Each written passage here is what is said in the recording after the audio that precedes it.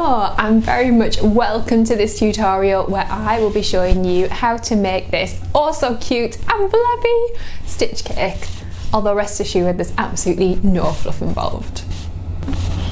I've made this cake using my absolute favourite cinnamon sponge cake. I've used 3 6-inch round cakes and they're stacked up to a height of about 4.5 inches. This is a great, and he's sat on an 11-inch round cake board, which gives lots of nice space for those lovely ears. In the description you will find a link to the recipe for this cake and also all the information you need about the amount of icing. I've started this tutorial with an already crumb coated cake, and again if you check out the description there's a link there to take you to my step-by-step for crumb coating and covering a fondant cake. I think that's everything you need to know, so let's get creating. So these are the colours we're going to use to make our stitch. So we've got this lovely cornflower blue colour. We've got some baby blues for his eyes, a really deep version of the cornflower blue for his nose, then we've got purple for the inside of his ears, a little bit of black and some white. So we start with that lovely crumb coated blank canvas, and then ta-da! We have this beautiful cornflower blue cake ready to transform into stitch. So the next thing we need to do is to create a template for Stitch's face. Now this is really easy if you have a printer and you can print out a face to use as a template. I don't have a printer unfortunately, so I've had to draw this out by hand. So for the sizing of the face, you want to make it about 2/3 the size of the cake, so we want a little bit of a third of a gap at the top, and again the ears need to be about 2/3 3/4 the height of the cake. Once you've got it the right size, cut out the individual pieces, and these are going to form the templates to cut out our icing. Also, side note, have you ever noticed how Stitch's eyes look like avocados? Now we're going to start rolling out our individual colours so we can cut out the different features of Stitch's face. Get yourself a surface which is lightly dusted with icing sugar and your baby blue icing and start rolling it out. You want to get a nice even consistency to about 3 to 4 millimeters, kind of maximum half a centimetre. You don't want it too thin but not too thick either. Once your icing's ready to go, take one of your eye templates and place it on top of the icing. Lightly hold it down and using a sharp knife, trace around the outside of your template. Cut the other eye out in exactly the same way, tracing around it carefully with your craft knife. And then once you've done that eye, we're going to move on to cutting out Stitch's mouth as well, this lovely kind of smile shape. And once you've done that, carefully remove them from the board and put them to one side to dry off a little bit. Cut out the centerpiece of the eye, roll out some black fondant, and as before, cut around the shapes and pop them to one side once you've finished. Once I've had a little chance to dry, place the black bits in position on top of the blue bits, and you can use a little bit of edible glue to help keep them in place if needed.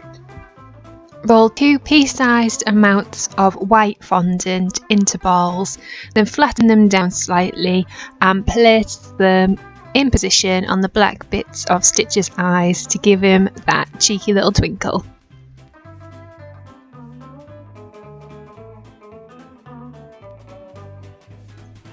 To make Stitch's nose, roll out the dark blue fondant, and you're going to want to roll this one a little bit thicker, so at least 1/2 centimetre up to 1 centimetre thick. It needs to kind of stand out from the cake a little bit. Once you've got your fondant rolled out, just as we've done before, pop the template on and cut around it nice and carefully with your sharp knife. Once you've finished drawing around it, take away the excess and then just go around with your fingers and just soften the edges. We want to make the nose a little bit rounded, so just kind of pat those edges down and smooth them out a little bit until you've got a nice shape and a cute nose for Stitch.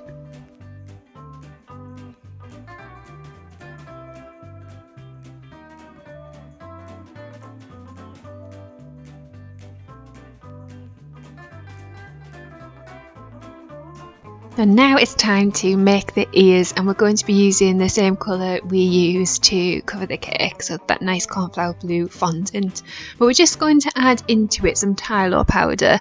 This will help the fondant set and make sure those ears stay upright when we put them onto the cake. So probably got about 150 grams of fondant, and I'm going to add just a 1/4 teaspoon of Lilo powder. And then we just roll out the fondant and cut out the templates in the same way as we've done before, and we maybe want the fondant to be about 1/2 centimetre thick. Get your temple ready for the inside of the ear, and you guessed it, we are going to roll out that purple fondant and cut around the template.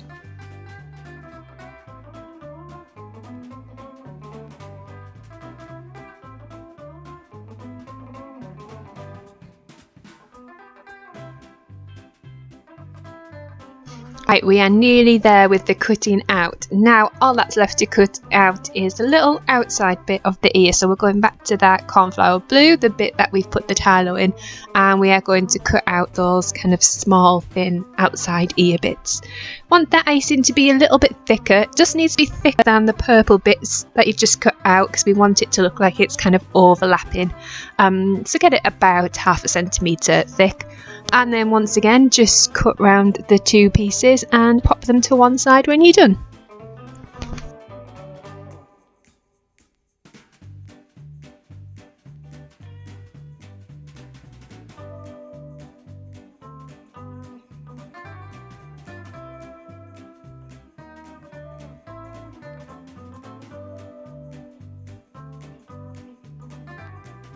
To get these ears put together, so you'll need your thick blue ears and the thinner purple insides. Use a little bit of edible glue or a little bit of water and just brush it over the blue ears. Then you're going to carefully place the purple ones on the top, lining the edges up so that they sit in place nicely. And when you've done that, you should see that you have a little gap where your next little pieces are going to sit. And then just repeat this with the other ear.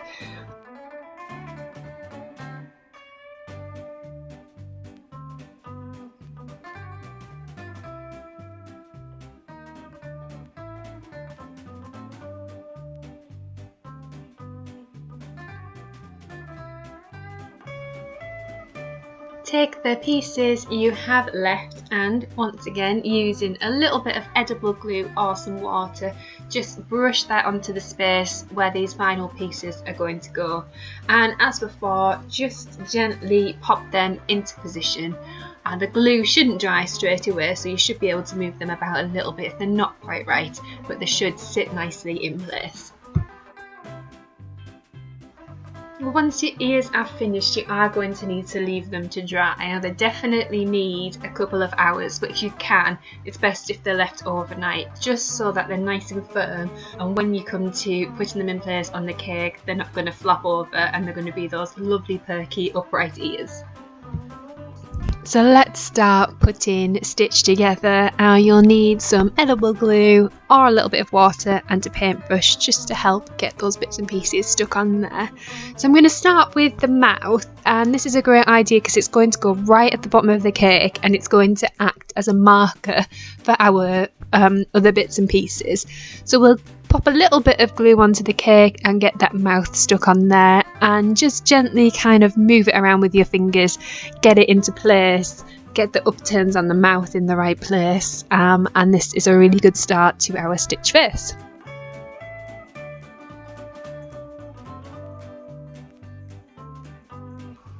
If you want to add a little bit of definition, you can. I'm just going to add a little line which will match up with the nose, and a little bit of definition just on his mouth.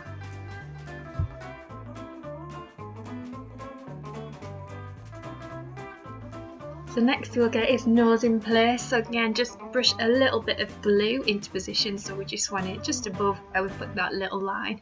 Make sure you don't put too much glue on or it's going to slip and slide everywhere. The nose, because it's a bit thicker, it's going to be slightly heavy, so it might start sliding down the cake. So as you put it on, just hold it in place for a little bit just to give the glue a little chance to dry. And then I've just used my thumbs and just on the bottom of the nose to create kind of nostril shapes, and then just kind of pressed it into the shape that I want. Yeah, you get it, it's the eyes next. So again, just get a little bit of glue into the place you want the eyes. If you line the bottom of the eye up just above the bottom of the nose, that's a really good position to pop them into.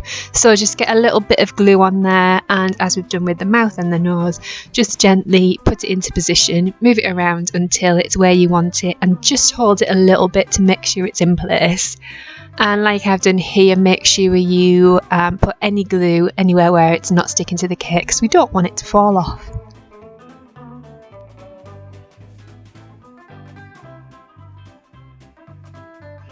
So now let's start prepping the ears so we can get them in place and finish our super cute stitch. So by now you can see that if I pick the ears up, they're set up nicely, so they're not going to flop around while we try and attach them. So to attach them to the cake, what you're going to need are a couple of wooden skewers, it's just kebab skewers, and some royal icing. And I'm just using this royal icing sugar, which makes up royal icing really easy. Just add water to it. The royal icing is going to act as kind of stronger glue than our edible glue, so you want to make it up quite thick. So we've got our ears and we've got our wooden skewers, and I've just cut them down so they're the right length to kind of span the back of the ear and go into the cake, but are not going to be sticking up anywhere. So what we need to do is first get the ear into place. Push the ear in a little bit to make the tiniest indent so I know where I want it to go. And that little indent's just going to help remind us where it is we're putting the ear. So hold the ear up against the cake, and then we're going to take the wooden skewer and carefully slide it kind of behind the ear, along the back of the ear and into the cake. And you can see here my skewer is still a little bit too long, so I'm just going to cut about 1 centimetre off the top so it's not sticking out over the ear. And then we're just going to check the ear again up against the skewer, make sure it's the right size. And at this point, it might be a really good idea to just make a little mark with a pencil just along where the skewer is, so you can get the angle of where you need to kind of stick it to the back of the ear. This is something I realised later on, which would have been really helpful if I'd done at this point. I do a little bit later. So yeah, just take a pencil, do a really faint mark at the back so you can keep the angle of how your skewer needs to sit on the ear. And then we're just going to do the same with the other side. And again, if your skewer is a little bit too long, just snip the top off and just keep an eye on the angle and how the skewer is going to go into the cake once you attach the ear. So you can see here, this is where I decide to put a little mark on the ears for where the skewers should go. But as I've just said, it would have made a lot more sense to do this while they were still up against the cake, just so you know, they weren't moving around or anything like that. So now we need to get these kebab sticks stuck to our ears, so we're going to take our royal icing and we're just going to slather it onto the skewer using a knife. You can use a piping bag for this, just makes things a little bit easier and a little bit less messy, but I just feel like for such a little job it's a shame to waste a piping bag, so we're just going to go for it with the knife. Get it on there as much as you can and then press it up against the ear. You need to hold it down a little bit just to make sure it's stuck, and make sure everywhere the skewer's touching has a little bit of royal icing to stick it in place. And then we're going to do exactly the same with the other ear, and then once they're both done, just put them to one side, leave them to dry, make sure that royal icing's nice and firm.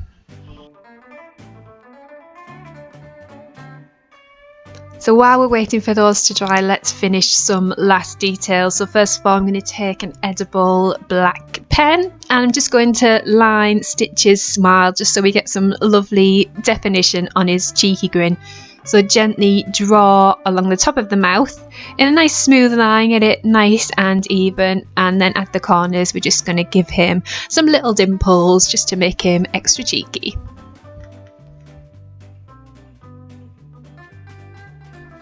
And now he's got a smile, let's give him his little tuft of fluff on the top of his head. Then we're going to take some of that blue fondant we used to cover him and we're just going to make 3 teardrop shapes. So if you get a ball of fondant that's about kind of small Malteser size and just roll it on one side to get a teardrop shape, that's going to make up his little tufts of fluff. To get them in place, pop a little bit of glue in the centre of his head and get your first one in place in the middle. And you can give it a little bit of movement by just kind of bending the edges just so it's not so kind of rigid and straight. Place the other 2 tufts of hair onto his head and popping one behind the centre one and one in front, again giving it a little bit of movement by bending the tips. So let's get those ears on. I've already done one here to show you what I've done. So I've inserted the ear and then I have added a little bit more royal icing behind the ear to attach it firmly to the cake, and it does look a little bit messy but it's nice and secure. And then this bit of kitchen roll just folded over, just gently placed underneath the ear, is just going to help hold it in place while it dries. So let's attach this other ear. So you've got your ear here, it's all nice and dry, and we're just going to take that royal icing again and put quite a generous amount on the part of the ear that's going to join up against the cake, just to add a little bit of extra glue to help it sit in place. Don't worry if you put loads on, it'll kind of squelch out as you apply it, but you can easily wipe this away later. So at this point we just want to make sure the ear is going to be secure in place. So inserting the ear is a little bit tricky because it's on a funny kind of diagonal angle, but you also need it to be straight up against the cake. So you might need 2 hands to do it to help keep the skewer in place. So gently maneuver it to where you want, and don't worry if the skewer moves because we can sort that out in a minute. But once you have it where you want it, have your royal icing to hand, and then we're just going to add a little bit of royal icing to the back of the ear where it meets the cake, just to help glue it in place. And then once you've got plenty of royal icing attaching the ear to the cake, just go back and fill in any gaps that have appeared as your skewers moved onto the ear. And once it's in place, just grab a little bit of kitchen roll, fold it over a few times and just pop it under his ear. Kitchen roll is a really great way to provide a little bit of support because it's sturdy enough that it keeps things in place, but it doesn't put too much pressure kind of on the cake, so it's not going to move or disrupt anything. And then we just need to keep those pieces of kitchen roll in place until everything has set up. And there he is, and I've just popped a little bit of black ribbon around the cake board just to finish it off nicely. So there we are, sweet little sponge cake, which I've just realised I'm matching with. Absolute happy accident there. Yeah, I hope you enjoyed making the cake. I'm going to give this one to my brother for his birthday, so fingers crossed he likes it. And I hope whoever you make it for loves it too, which I'm sure they will. If you have any questions, do pop them in the comments below and I'd love to help you out. And if you give this a go, I would absolutely love to see and to tell you how amazing you are. So don't forget to check out the links to all my social media where you can send me lovely messages and show me all your works of art. I think all there is left to do now is to decide whether I can bear to cut this little guy. Not sure I can.